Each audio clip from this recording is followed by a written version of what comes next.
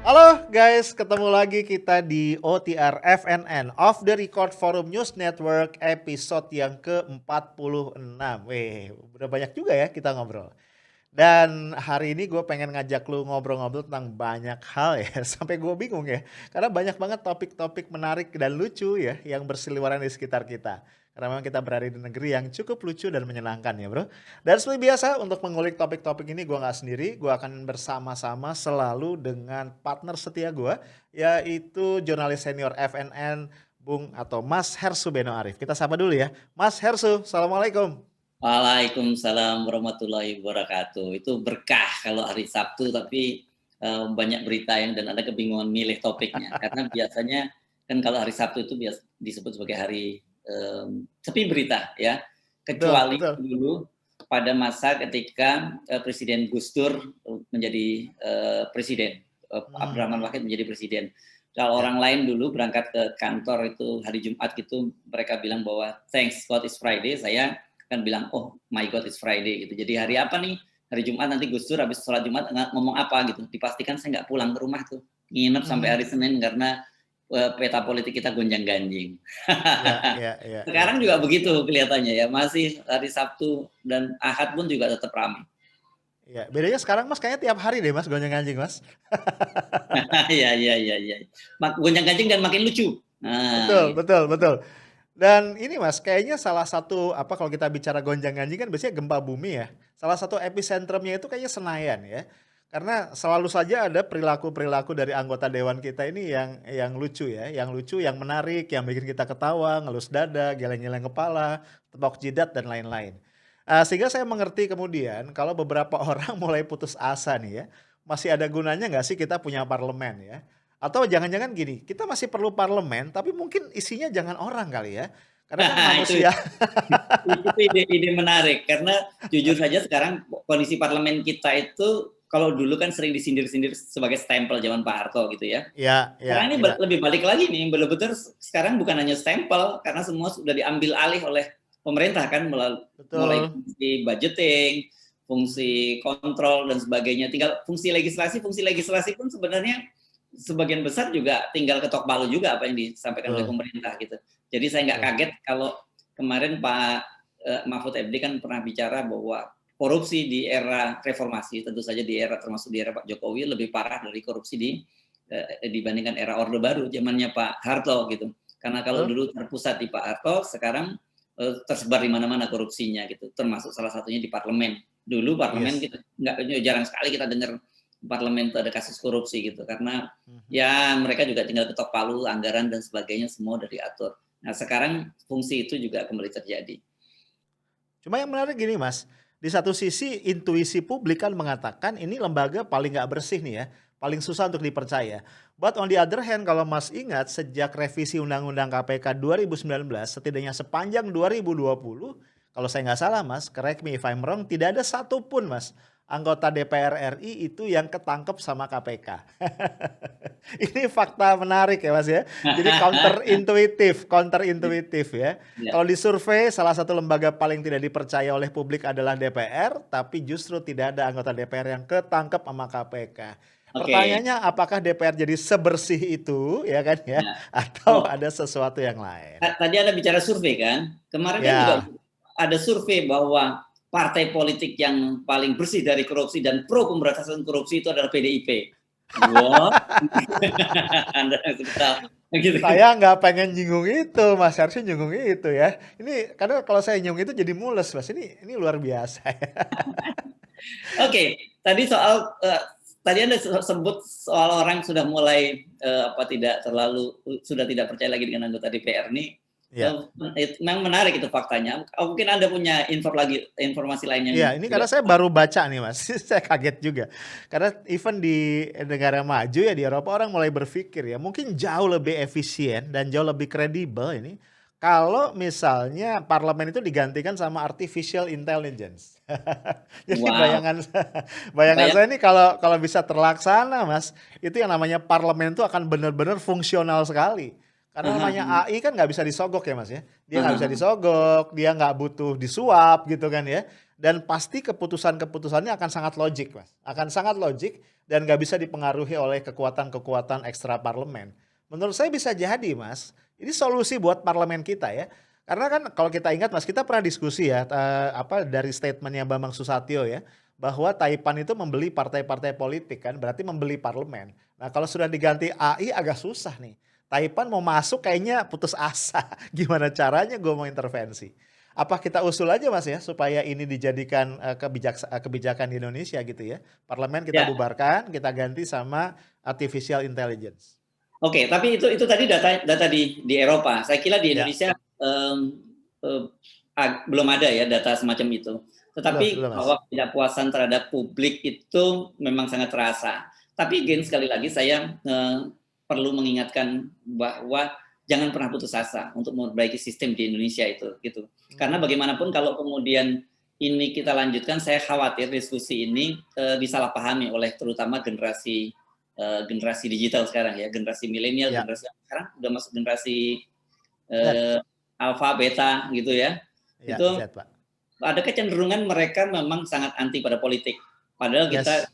kita perlu mengingatkan sekali lagi bahwa harga beras turun, ongkos ojek naik, tarif kereta atau pesawat naik atau turun itu sangat tergantung pada kebijakan politik juga. Dan Betul. kebijakan politik itu ditentukan oleh para politisi kan begitu. Jadi Yes. tetap saja bagaimana caranya kita akan selama kita masih memilih jalan demokrasi, kita tidak boleh menganggap bahwa politik itu jahat. Justru bagaimana caranya supaya politik itu diisi oleh orang-orang yang baik. Itu kan yang penting kita dorong terus ya, Bang Arief. Ya, setuju. Oke Mas, kita balik ke parlemen nih. Kalau parlemen kan berarti aktor-aktor utama di balik itu adalah partai-partai politik. Nah, yang menarik kan dari partai politik di kita ini berkoalisi ataupun beroposisi itu menjadi sesuatu yang cair ya Mas ya. Bukan sesuatu yang baku, bisa jadi ketika pileg mereka berbeda tapi kemudian di pilpres mereka saling mendukung, atau bahkan ketika di pilpres pun mereka berseberangan, habis pilpres mereka bisa masuk ke dalam koalisi pemerintahan. Ini menariknya Indonesia nih. Nah, kita juga kemarin Mas waktu di menjelang akhir Ramadan itu juga melihat ya sepanjang bulan Ramadan PKS itu dengan sangat intens melakukan safari politik lah ya, bertemu dengan partai-partai politik. Ada yang presiden PKS ketemu dengan ketum partai sebelahnya atau juga ada yang di jajaran di bawahnya, termasuk dengan PDIP. Cuman yang menjadi menarik adalah ini Sekjen PDIP Hasto Kristianto dengan tegas belakangan mengatakan bahwa partainya PDIP ini tidak mungkin atau tidak akan berkoalisi baik dengan PKS maupun dengan Demokrat. Nah, jadi ini kayaknya udah tutup pintu nih Mas, Asik, ya, ya nggak ya. mau berteman ya. Jadi bayangin saya kalau kayak anak kecil kita nggak temenan ya, kita musuhan. Ini menurut saya perlu kita bongkar nih Mas, perlu kita diskusikan Mas Hersu. Iya, iya, iya. Saya sempat baca juga itu. Dan seingat saya pada waktu itu yang bertemu dengan PDIP itu ada Sekjen ya, Sekjen PKS, Ya, Abu betul. Bakar Al-Habsyi dengan Hasto. Tidak melibatkan Presiden PKS dengan Ibu Megawati. Ini Hmm. sebenarnya itu sudah bukan rahasia lagi. Sudah lama kita mendengar fakta bahwa Bu Megawati itu bisa berkoalisi dengan siapapun kecuali PKS Ya. gitu. Tapi walaupun faktanya di beberapa daerah terjadi wakil PKS berkoalisi di daerah mengusung seorang calon kepala daerah di beberapa daerah terjadi. Tapi kelihatannya untuk tingkat nasional sudah ada garis keras, garis tegas dari Bu Megawati untuk tidak berkoalisi dengan PKS. Ini kan apa yang disampaikan oleh Hasto ini kan polisi dari Bu Megawati ya. Dan Ya. kedua, kalau berkaitan dengan Demokrat ini saya tadi sempat baca juga agak logikanya nggak masuk tuh yang disampaikan. Hmm. Beda dengan ketika menyebut dengan PKS karena jawabannya ideologinya berbeda jelas gitu. Yes. Jadi memang kalau kita buat pemilahnya PKS itu kanan, kemudian PDIP itu kiri gitu ya. Bahkan Ya. mungkin nanti cenderung kiri luar kalau kita lihat kita anatominya kita lihat. Nah, sementara dengan Demokrat itu yang agak aneh, dia menyebutkan karena bedanya Demokrat adalah partai elektoral, kami partai ideologis berbasis massa. Ya. Loh, Ya. semua partai kan elektoral gitu ya. Apa sih yang Betul. dimaksud dengan Hasto menyebut bahwa basisnya Demokrat itu elektoral. So, bagaimanapun juga sebuah partai politik itu ya harus mendapatkan electoral vote sebanyak mungkin. Itu kan gitu. Betul. Jadi saya lihat asal aja ini. Tapi yang penting Ya. pokoknya tegas tidak akan berkoalisi dengan Demokrat. Nah, ini yang menjelaskan mengapa berkali-kali meskipun AHY pernah bertemu dengan Pak Jokowi tidak bisa masuk ke kabinet, tidak pernah bisa masuk kabinet. Makanya kita sering waktu itu menyebut sebenarnya Demokrat tuh bagaimana sih posisinya gitu. Kelihatannya mau dibilang oposisi, tapi kelihatannya kebolak-balik juga merapat ke istana. Tapi kalau dibilang ke merapat istana kok nggak masuk-masuk. Sekarang sih jadi jelas masalahnya karena sebagai stakeholder utama PDIP tidak mau ada Demokrat di dalam. Dan kalau saya runut-runut ke belakang nih persoalannya lebih pada personal matters ini. Mbak Arif bukan life matters atau black matters bukan ideologi matters, tapi lebih personal matters. Ini berkaitan dengan dendam lama antara Bu Megawati dengan Pak SBY. Ini kan dianggap dulu mengkhianati Ibu Mega. Itu saya kira sejarahnya kalau kita mau cari-cari alasan yang lebih masuk akal di situ. Jadi sekali lagi di Indonesia itu kita ternyata tidak bisa tidak hanya mempertimbangkan ideologi, tapi ada soal-soal personal. Nah, balik lagi ke PKS ini yang saya kira cukup menarik nih, Bang Arif, mengapa kemudian PDIP memutuskan tidak bisa bergabung dengan PKS, tapi kok bisa dengan dia menyatakan bahwa bisa dengan PKB, bisa dengan PAN. Ini ternyata juga PAN sudah mulai declare bisa akan bergabung dengan pemerintahan, misalnya kemudian dengan P3. Kan sama-sama ini sebenarnya sama-sama partai Islam. Kenapa PKS beda? Itu yang saya kira untuk menarik kita cermati nih, Bang Arif.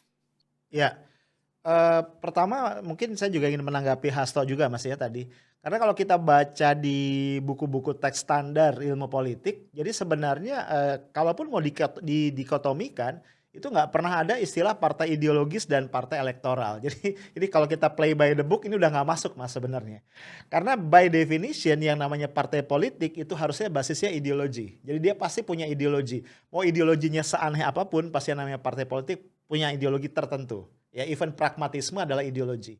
Jadi kalau kita lihat buku-buku teks standar yang ada adalah dikotomi antara partai kader pada satu sisi dengan partai massa pada sisi yang lain.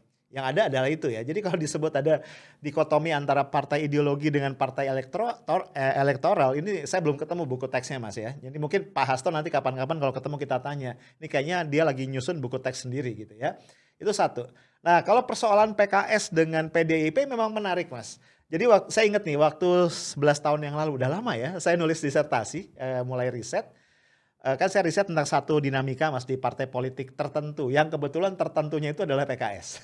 Jadi disertasinya tentang PKS, tentang dinamika paradigma yang berkembang di PKS pasca pemilu 2004. Nah, salah satu dasar pijakan di dalam disertasi saya itu beberapa jurnal, beberapa artikel jurnal yang ditulis oleh Anies Rashid Baswedan yang sekarang jadi gubernur DKI. Dan kebetulan Pak Anies ini juga seorang penguji ahli ketika saya defense disertasi saya. Nah, dalam satu artikel yang menarik dari dia, Pak Anies itu bikin kategorisasi. Jadi dia bikin semacam kontinum ya dari partai-partai yang ada dan berkiprah di Indonesia dengan satu variabel dasar yaitu sejauh mana dia Muslim and Islam friendly. Nah, jadi dia buat kontinum dari yang paling dekat sampai yang paling jauh. Nah, yang menarik, PKS itu tidak dia letakkan sebagai partai yang paling dekat. Jadi kalau kita di titik kanan ini kita bicara adalah Islam and Muslim friendly, maka justru yang dia tempatkan paling dekat itu adalah PBB Mas. Saya ingat banget, habis PBB P3, habis P3 baru PKS. Nah setelah itu menyusul PAN dan yang lain-lain. Golkar juga ada di situ, Golkar agak di tengah-tengah, jadi masih dianggap cukup Muslim friendly. Tapi yang membuat saya teringat betul adalah di paling kiri, kalau Mas Hesu tadi mengistilahkan kiri luar, itu dia tempatkan PDIP. Jadi PDIP menurut kontinum yang dibuat oleh Anies Baswedan adalah partai yang paling tidak Muslim friendly dan juga paling tidak Islam friendly. Nah ini tentu kalau kita lihat akan menarik kalau kita cek ke akar sejarah sebelumnya Mas, dari terbentuknya partai-partai tadi. Gitu Mas Hersut. Ya, nah karena mengutip penelitian-penelitian, saya juga akan mengutip nih mentor dan guru saya, Profesor Salim Said itu menjelaskan mengapa kemudian sekarang ini posisinya PDIP seperti itu, gitu ya. Karena menurut beliau sebenarnya PDIP ini kelanjutan dari pemikiran dari Bung Karno, dan kita lihat kan memang banyak sekali sekarang, saya kira itu terkonfirmasi dengan apa yang terjadi sekarang ini. Kalau kita lihat di parlemen kemarin mencoba memasukkan soal gagasan Pancasila, Trisila, kemudian Ekasila, yang gotong royong, itu kan gagasan dari Presiden, dari Bung Karno ya, pada waktu beliau menyampaikan pidato tentang rumusan Pancasila. Dan kemudian kita juga lihat bagaimana akhirnya pemerintahan Jokowi meresmikan Pancasila pada 1 Juni sebagai hari lahir Pancasila, padahal sebenarnya kalau kita baca sejarah kan resminya namanya Pancasila dan rumusan sekarang itu kan diresmikan pada tanggal 18 Agustus gitu. Ya. Jadi memang ada semacam copy paste, dan tadi balik lagi ke Profesor Salim Said menyebut bahwa ini PDIP itu sebenarnya merupakan mimpi dari Bung Karno mewujudkan yang disebut sebagai Nasakom, nasionalis agama komunis gitu. Karena itu di situ tidak perlu kaget kalau kemudian banyak sekali anak-anak keturunan PKI yang merasa lebih nyaman untuk bergabung dengan PDIP. Jadi iklimnya lebih favorable di situ. Kita sebut saja lah misalnya kita sebut nama yang sudah mendeklar langsung kan Dr. Rika Cutaning, dan masih banyak sebenarnya anggota-anggota parlemen lain yang dia merupakan anak keturunan PKI, tapi mungkin dia merasa tidak nyaman atau belum percaya diri untuk mendeklar bahwa dirinya adalah keturunan PKI. Jadi memang PDIP ini kita tidak terlalu heran karena memang cara berpikirnya Bung Karno begitu, menyatukan nasional, agama, komunis, dan pada waktu itu yang disebut Nasakom itu memang ada yang di dalam benak Bung Karno, termasuk di dalamnya adalah NU gitu, yang bisa bergabung di sana. Nah, jadi karena itu kemudian jadi kita menjadi paham juga kalau sekarang misalnya Hasto menyatakan dia tidak bisa menerima PKS yang dianggap ideologis Islam. Tapi nanti mungkin pertanyaan saya, kenapa Anies Baswedan tidak menyebut PKS sebagai partai yang paling friendly dengan Islam? Padahal kan sebenarnya justru satu-satunya partai di Indonesia yang kemarin secara tegas menyebut ideologinya Islam itu sebelumnya itu adalah PKS kan gitu. Nah, kemudian yang juga kita menjadi ngeh dan coba menghubung-hubungkan, mengapa ya sekarang pemerintahnya Presiden Jokowi itu kok kesannya sangat tidak friendly dengan Islam gitu ya, dan kemudian mencoba menggunakan itu sebagai stigma terhadap Islam. Kita tahu juga misalnya dalam kasus sekarang gonjang-ganjing di KPK kan semula juga mau digunakan itu stigma Taliban, stigma radikal gitu. Walaupun sekarang stigma-stigma itu berantakan dengan fakta-fakta bahwa penyidik yang tidak lolos tes wawasan kebangsaan itu banyak diantaranya non-Muslim, ada yang Hindu, ada yang Buddha, ada Kristen, ada Katolik gitu. Dan terakhir kan PGI, Persekutuan Gereja Indonesia juga sudah mulai berteriak kencang meminta agar Presiden Jokowi turun tangan menangani kasus 75 orang pegawai KPK yang dinyatakan tidak lolos itu. Jadi sekali lagi apa yang disampaikan oleh Hasto ini semacam membuka semacam pengakuan dari dalam, inilah mengapa situasi di Indonesia ini, pemerintahan sekarang ini tidak favorable terhadap umat Islam. Ya karena yang berkuasa saat ini PDIP itu, Bang Arief. Ya. Jadi nampaknya memang kalau kita lihat akar genealogisnya ini nggak bisa disembunyikan ya Mas ya. Yes, itu dia akar genealogis. Akar genealogisnya ini nggak bisa disembunyikan. Saya ingin menjawab sedikit Mas tadi. Saya tadi cuma coba recall my memory ya. Kenapa Anies tidak menempatkan PKS di sisi yang paling kanan? Nampaknya ini alasan formalistik ya Mas ya. Alasan formalistik karena kalau kita lihat walaupun menyebutkan diri sebagai partai dakwah, tapi memang PKS itu di konstitusi partainya itu menyebutkannya relatif lebih soft Mas. Kan kalau kita lihat di berbagai kesempatan Yusril misalnya sebagai sosok yang menjadi ikon dari PBB itu selalu menegaskan bahwa PBB itu adalah kelanjutan ideologis dari Partai Masyumi. Nah, nampaknya itu menjadi salah satu. Kemudian juga P3 itu ketika sebelumnya di awal-awal muncul, ketika itu kan berarti ketika Anies melakukan riset itu masih di awal-awal reformasi Mas. Itu P3 kita lihat memang nuansa keislamannya itu nuansa revivalis ya. Setelah di zaman Orde Baru dia ditekan untuk sama dengan yang lain, azas tunggal, itu nampaknya ketika boleh menggunakan azas selain Pancasila, nampaknya P3 itu sangat-sangat bersemangat lah gitu ya. Sehingga mungkin itu yang ditangkap oleh Anies sehingga membuat seperti itu penuansaan. Oke. Dengan begitu semakin menegaskan karena tadi menyebut Masyumi. Ya, Masyumi ini kan juga partai yang menjadi oposisi di kalangan pemerintahan, meskipun juga pernah membentuk kabinet juga ya, ya, kabinet ya. Nasir kan pernah juga itu. Tetapi jelas, jadi memang tepat sekali Anda menyebut tadi akar genealogisnya. Dan Mhm. Masyumi pada waktu itu kan kemudian dibubarkan oleh Bung Betul. Karno, dan Ya. yang NU masih bertahan. Dan kalau kita kembali lagi ke akar sejarah yang lebih lama lagi, kan NU itu pernah tergabung di Masyumi, tapi tahun 52 keluar dari Masyumi, dan kemudian pada pemilu 55 kan NU menjadi partai tersendiri yang berlaga di pemilu 55 dan kemudian masuk 4 besar ya. Pada waktu itu kan 4 besarnya adalah PNI, kemudian Masyumi, NU dan PKI. Jadi ini Ya. 4 besar partai-partai ini. Nah, sampai sekarang kelihatan PKI dengan PNI itu bisa menyatu di PDIP. Sementara kalau NU dan Masyumi itu tidak pernah menyatu, karena NU juga kemudian menjadi partai sendiri, sempat bergabung di P3 ketika fusi partai politik di masa Pak Harto pada tahun 73, tapi kan kemudian setelah ada bebas membangun partai sendiri masa era reformasi, NU membangun sendiri partai, sekarang kita kenal sebagai PKB. Sementara P3 itu ada beberapa faksi di situ. Salah satunya tentu saja faksi-faksi yang Masyumi ada di situ. Dan sekarang ini ada Masyumi Reborn. Jadi memang kalau kita memahami apa yang disampaikan oleh Hasto, sekali lagi kita tidak bisa melepaskan dari faktor kesejarahan mengapa itu, dan posisi PDIP seperti apa. Orang kemudian bertanya-tanya, tapi kan di PDIP ada ada BMI, Baitul Muslimin Indonesia gitu Indonesia. ya. Betul. Ada Baitul Muslimin Indonesia, kan berarti dia tetap mengadopsi Islam juga. Iya, tetapi tetap saja menurut saya itu hanya artifisial saja. Betul. Bukan itulah ideologinya, karena tadi Hasto dengan tegas menyebutkan bahwa ada perbedaan ideologis dengan PKS. Atau jangan-jangan sekarang ini dianggap, meskipun sebenarnya secara akar historisnya tidak ada kaitannya, yang disebut sebagai Masyumi ini, sementara yang eksis ya PKS, mungkin dianggap begitu ya. Betul. Meskipun sebenarnya itu tidak tepat menggolongkan semacam itu, karena PKS sama sekali tidak ada kaitannya akar sejarahnya dengan Masyumi. Ya.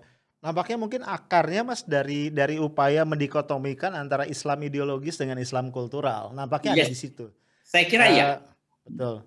Karena PKB dan NU kan dikategorikan sebagai Islam kultural ya. Atau juga bisa kategorisasinya adalah antara Islam tradisional dengan Islam modernis ya. Kalau dulu kan kita mendikotomikannya, banyak orang yang mendikotomikan seperti itu.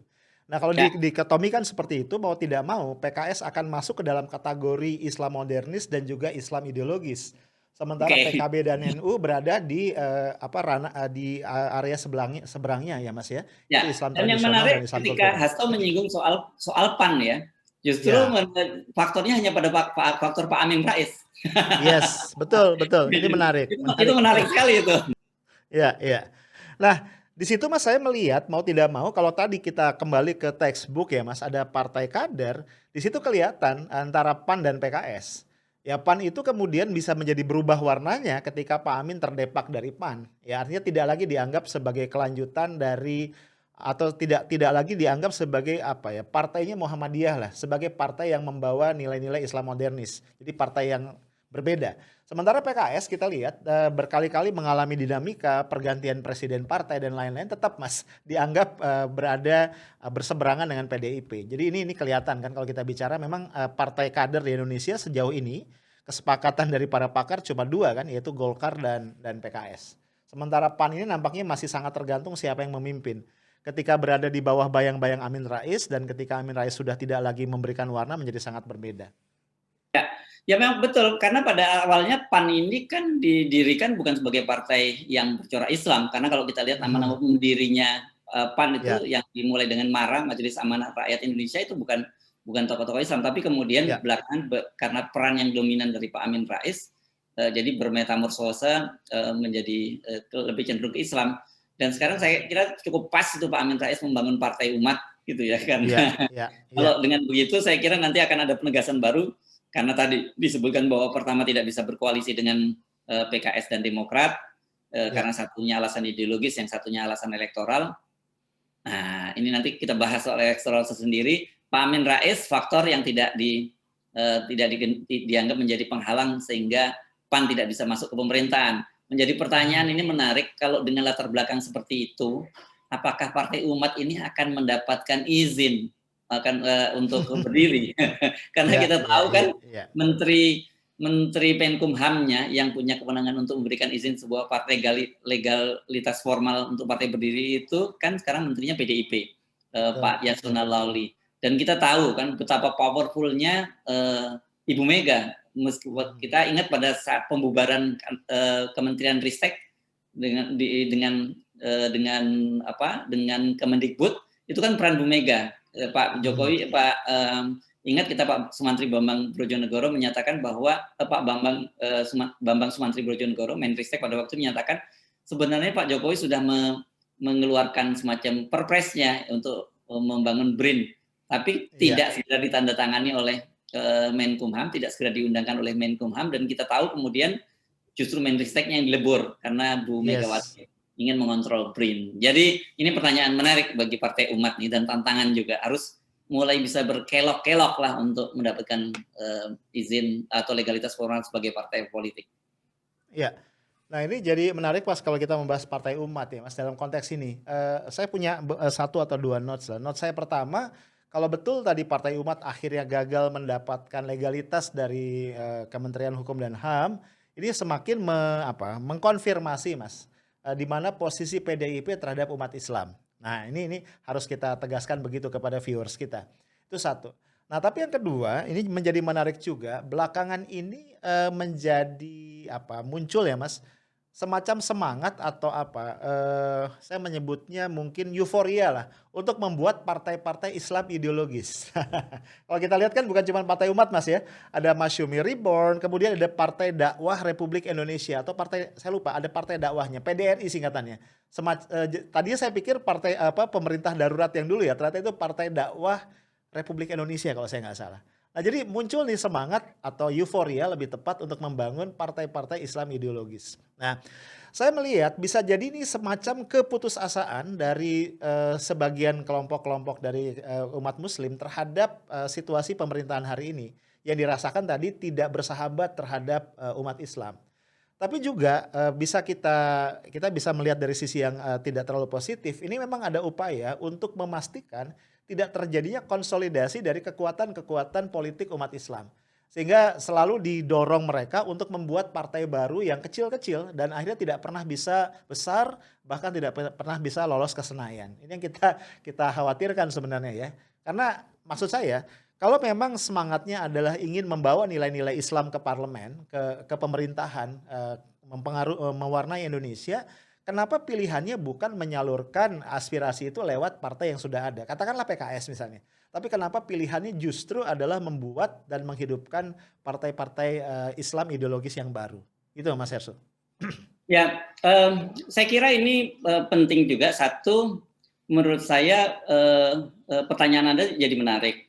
Dan itu sebenarnya juga perlu dikembalikan juga kepada PKS sendiri sebagai sebuah partai. Mengapa kemudian orang Muslim yang lain juga tidak merasa nyaman untuk menyalurkan PKS, suaranya ke PKS dan memilih partai-partai lain gitu ya. Dan kemarin kan kita juga singgung bagaimana PKS rupanya coba membuka diri untuk menjadi partai yang lebih terbuka gitu. Jadi saya selalu bilang begini, bahkan kan pasti Anda ingat dalam diskusi internal kita, ini kita memang umat Islam harus melakukan coba introspeksi diri. Saya selalu menyebutkan bahwa kontestasi lewat pemilu itu seperti orang naik gunung kan gitu ya. Dan dari tahun ke tahun orang Islam itu tidak pernah mencapai puncak gunung, tetapi tetap menempuh jalur yang sama gitu. Dan kenapa nggak kita mencoba mulai berpikir untuk menempuh jalur lain? Tidak ada jaminan Pak sampai ke puncak, tetapi ada juga peluang untuk naik ke puncak. Tapi kalau yang sekarang tetap menggunakan jalur yang sama, track record yang sama, itu peluang untuk naik ke puncak itu saya kira makin berat. Apalagi kemudian Anda tadi sebut, sekarang banyak sekali partai-partai Islam yang secara ideologis kemudian terpecah belah gitu. Ini pun kan saya kira merupakan satu introspeksi bagi umat Islam, mengapa kalian terpecah belah, dan ada gium kan sepertinya yang sekarang ini sudah diyakini oleh banyak kalangan proven. Jadi gampang kalau mau menyatukan umat Islam itu dia musuh bersama gitu. Tapi kalau Kalau mau mecah umat Islam, satukan mereka. Jadi mereka otomatis jadi pecah sendiri. Gitu. Iya, Ini saya kira introspeksi bukan hanya partai Islam, tapi juga buat PKS sebagai partai sekarang ini yang dianggap sebagai representasi partai Islam. iya. Mungkin footnote sedikit Mas buat PKS. Ini kembali ke textbook. Jadi memang ini Ya, satu dilema dari partai kader Mas. Jadi kalau kita baca di buku-buku teks memang dilema dari partai kader adalah ketika dia ingin memperbesar size itu seringkali terhambat justru oleh sistem kaderisasinya sendiri. Pada satu sisi sistem kaderisasi yang ketat dan rapi itu membuat partainya sangat-sangat solid. Dan kita memang harus angkat topi untuk PKS dalam hal soliditas. Berkali-kali diguncang dengan berbagai prahara ya tapi tetap dia bisa solid. Bahkan terakhir suaranya meningkat cukup signifikan di pemilu 2019. Tapi pada sisi lain untuk tumbuh dengan cepat itu memang seringkali justru sistem kaderisasi yang ketat ini menjadi hambatan tersendiri. Karena kita bisa bayangkan kalau kita ngobrol sama teman-teman di PKS, untuk seorang kader PKS itu bisa naik ke jenjang yang lebih tinggi itu butuh apa ya? Butuh satu perjuangan lah gitu ya. Satu perjuangan yang luar biasa. Jadi kita bayangkan anak-anak muda misalnya yang ingin masuk ke politik itu pragmatis, cepat dan lainnya mungkin tidak terlalu tertarik ya pada sistem kaderisasi PKS yang seperti itu. Nah, jadi bayangan saya mungkin PKS dan partai-partai Islam ideologis lainnya mungkin perlu berkompromi ya. Bayangan saya tuh ada kader-kader yang sifatnya core ya, core of the core lah, inti, tapi juga harus dibuka ruang-ruang ya. Ibaratnya hmm. kalau saya bicara rumah itu ada orang-orang yang katakan ada di pusat ya dari rumah itu, tapi juga harus dibuka beranda, halaman begitu untuk orang-orang yang mungkin tidak berminat untuk masuk terlalu dalam, tapi ingin berpartisipasi dalam politik bersama PKS dan partai-partai Islam ini. Kira-kira gitu Ya. Mas Herso.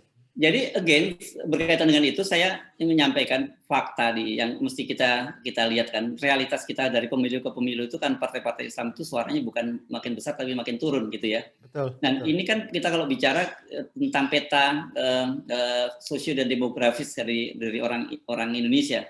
Orang Ya, Indonesia yes mayoritas memang Islam gitu ya. ya, Tapi kalau Anda bicara yang ideologis itu cuma berapa persen sih? Saya sering betul. menganalogikan begini. Oke, mayoritas orang Islam mungkin sekarang 385% gitu. Yang sholat 5 Mhm, waktu berapa persen? Gitu. betul. Terus yang sholat 5 waktu itu yang rajin ke masjid sebelum pandemi ya. Kalau Yes. pandemi kita nggak sarankan itu. Berapa persen yang sholat ke Ya, masjid 5 waktu?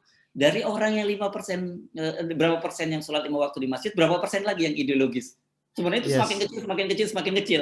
Nah itu Betul. makanya menurut saya tadi, itu yang saya maksud kenapa kita nggak mulai mencoba membuka pasar yang lebih besar dengan bahasa yang tadi, kenapa kita tidak mencoba track baru gitu, karena Ya, kalau kita terus menerus menggunakan track yang lama, kita udah tahu kok tujuannya pasti kalian akan sampai di situ saja, kalian tidak akan yes. sampai di puncak. Ini introspeksi karena realitasnya umat Islam di Indonesia itu seperti itu. Saya sebut bukan Yes. muslim yang ideologis. Jadi kalau memilih partai Islam yang sifatnya ideologis, kita udah tahu yang kalau kita dalam marketing kita sebut niche market gitu ya, Ya, marketnya kecil gitu. Makanya saya sering mendorong, ayo dong semua ke tengah gitu, mulai ke tengah, jangan terlalu kanan luar.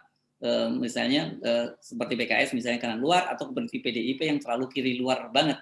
Dan karena mhm. kan terjadi itu benturan-benturan, harusnya kita mulai sama-sama ke tengah dan kita memahami ini realitas bangsa ini. Itu saya kira yang perlu kita berikan semacam catatan juga pada bangsa ini, karena menurut saya kalau kita setiap saat dihadapkan pada pertentangan ideologis, bahkan kemudian saling semacam zero sum game seperti yang sekarang terjadi ini, itu kan yang terjadi bangsa ini. Dan saya juga menyatakan kalau Indonesia ini makmur, kalau Indonesia ini damai dan sebagainya, sebenarnya yang sebagian besar yang menikmati itu harusnya juga umat Islam, karena umat Islam yang mayoritas. Tapi realitasnya sekarang ini kan sebagai mayoritas kita coba di exclusion, dikeluarkan dari kehidupan bernegara juga. Nah ini saya kira juga ini ahistoris, dan kalau ada orang yang mencoba semacam itu membuat stigma terhadap umat Islam, saya kira itu sebuah stigma yang ahistoris gitu. Nanti yang terjadi adalah orang Islam melawan. Loh, kenapa Ya, yang punya share terbesar dalam membentuk bangsa dan negara ini adalah umat Islam, kok tiba-tiba di tengah jalan kita mau dikeluarkan oleh mereka yang dulu kagak ketahuan juntrungannya, lu ngapain aja gitu.